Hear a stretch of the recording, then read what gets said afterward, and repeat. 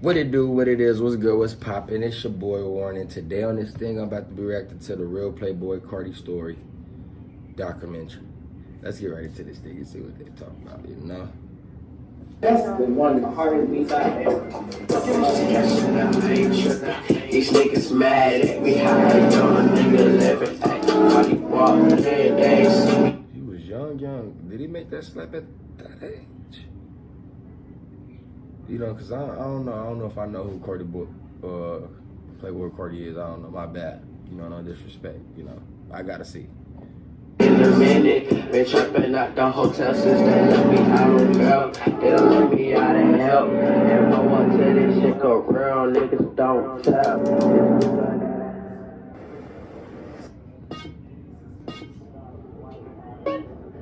Jordan Carter was born on September 13, 1996. He grew up in the suburbs of Riverdale in Atlanta, Georgia. He looked like DDG in that picture.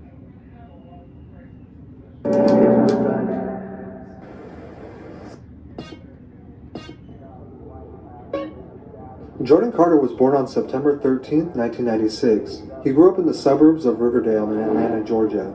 Although he grew up in a suburb, Riverdale was known for his higher crime rates. Jordan grew up listening to artists like Michael Jackson, Prince, Young Jeezy, and his favorite rapper Currency. When he was young, he would freestyle a lot. The first time his family actually heard him freestyle, they threw dollar bills on him as a joke and hyped him up to keep going. He never really thought anything of it growing up and would never actually write down a song. In high school, he got really involved with basketball, to the point where he believed if he really tried, he could go pro. He started smoking weed every day before practice, and his grades would be mediocre at best all through high school. He eventually got into a fight with his basketball coach and quit the team. His friends would tell him to start recording. Getting in a fight with his basketball coach and quit? Boy, your ass should have been kicked off the team. I don't know. Real music, since they thought he had what it took. After thinking about it, and now that his hoop dreams were done, he decided to start writing his first songs. He recorded his first song on GarageBand and titled it Cry. He decided to go with the name Sir Cartier, and he even shot a music video for the song. He would get into music pretty fast, to the point where he was skipping class just to write down songs. While in high school, he dropped his very first project, Young Myth. I don't know if I believe that one. Skipping class to write songs. You could have write the songs in the class.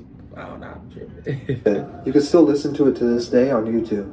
He got his first jobs at a grocery store and later H&M because he always had an interest in fashion and clothes. Like fashion is just a way for me to express myself without speaking, you know? He would continue to make music for the rest of high school and even quit his job at H&M after feeling embarrassed that a customer asked if he made music and recognized him. He would barely graduate school after completing a ton of makeup homework in the last couple weeks. He was so close to not graduating that his family thought he wasn't, and didn't even show up to watch him walk the stage. Knowing that he wasn't going to college, he decided to go harder with his music and created a SoundCloud under his new name, Playboi Carti.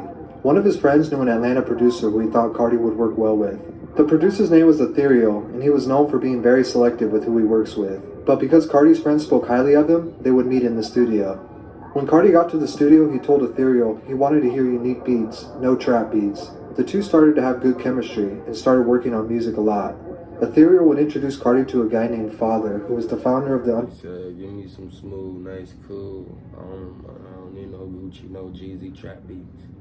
...on label, Awful Records. He dropped his very first song called Young Zanho on SoundCloud, and after Father heard this, he would sign Carti to Awful Records as well. The moment I realized that it was people out there that liked my music, you know, that pushed me. That was enough.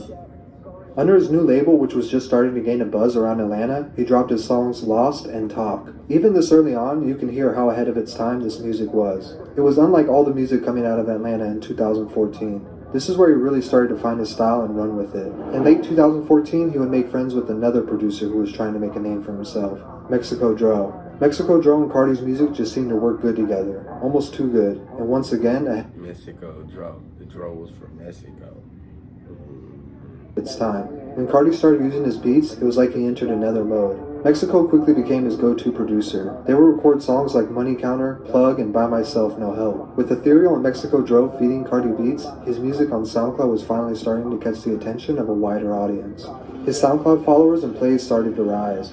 He could really see everything coming together, but was still very underground. In 2015, he decided to relocate from Atlanta to New York, where he would sleep on his weed plug's floor. I had to get up that the inspiration was to get up out of Atlanta. He can recall ASAP Bari coming to his plug's house to buy weed and recognizing him, not knowing at the time how influential this would be. With Carti's music starting to buzz around, he would start to make a lot more friends in high places. And as I mentioned before, he always had a taste for fashion. This would lead him to making friends with Ian Connor in New York, who was a very popular online influencer and well established in the fashion scene. Ian and Carti would become especially close, to the point where Ian asked to manage Carti. With this being said, he decided to part ways with his label Awful Records.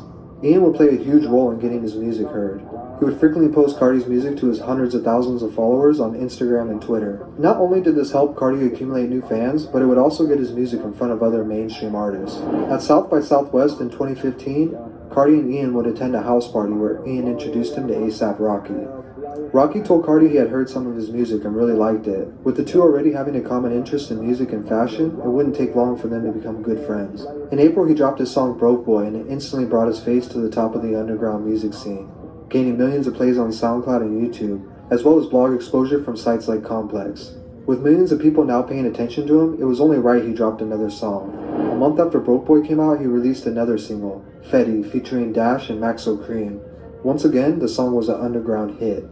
This momentum would lead him to officially signing to A$AP Mob in October of that year. Once he reached out to me, I was just crazy, bro. Like, what? With a ton of hype behind being A$AP Mob's newest member, Ian Connor announced on Twitter that the new Playboi Carti tape was coming very soon.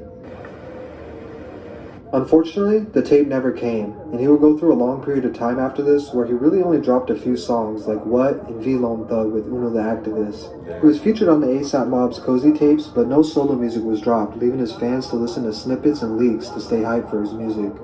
This is also around the time he would link up with rising star Lil Uzi Vert. The two would drop their first track together titled Left Right, and instantly tie the fans into their dynamic duo. In September of 2016, A$AP Rocky announced to the world that Carti had just signed a deal with Interscope Records, and also teased fans once again that his tape was coming soon. But no tape came.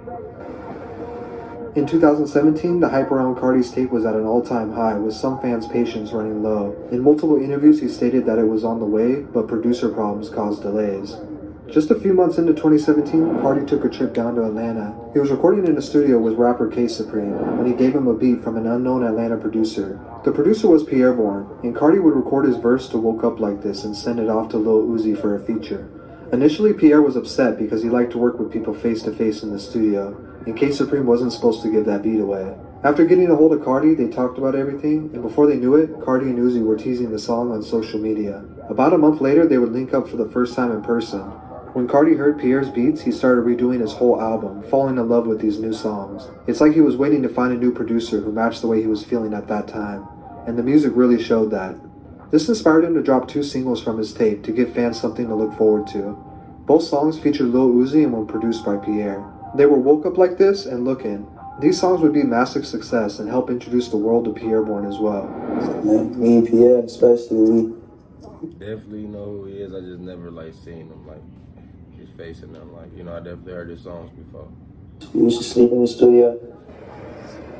In April of 2017, his life would change forever after dropping his self-titled tape, Playboi Carti. The tape had 6 songs produced by Pierre and 1 by Mexico Dro. Magnolia would bring his name from the underground all the way to the mainstream, and it would turn out to be one of the biggest songs of the year, going 2 times platinum. This would earn him a spot on the XXL 2017 list, but shortly after, he would once again go through a long period of time with no new music, besides being featured on the A$AP Cozy tapes again. With old fans and new fans highly anticipating new music, he would announce a collab tape with Lil Uzi Vert. Unfortunately, after multiple songs were leaked online, and after Uzi had to cancel his part of their tour, the tape simply never came. In 2018, Pierre Bourne would tweet that Carti's debut album was officially complete, and he would drop Love Hurts featuring Travis Scott. Just a month after Pierre tweeted that, Playboi Carti dropped his debut album, Die Lit, which debuted this time at number 3 and sold 64,000 his first week, giving Carti yet another huge win.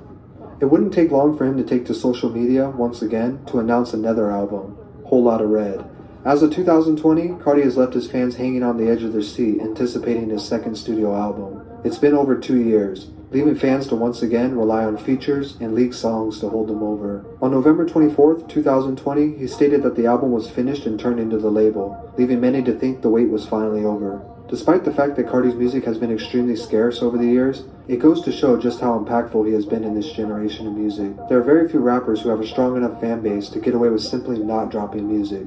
I think the reason for this is because Carti will forever be known as someone who brought his own sound to hip-hop and inspired a whole generation of rappers behind him.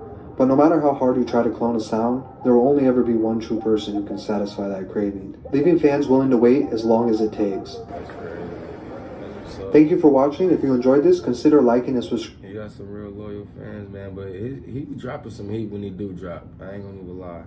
But y'all go ahead and like, comment, and subscribe, and just please tell me what y'all think. Peace.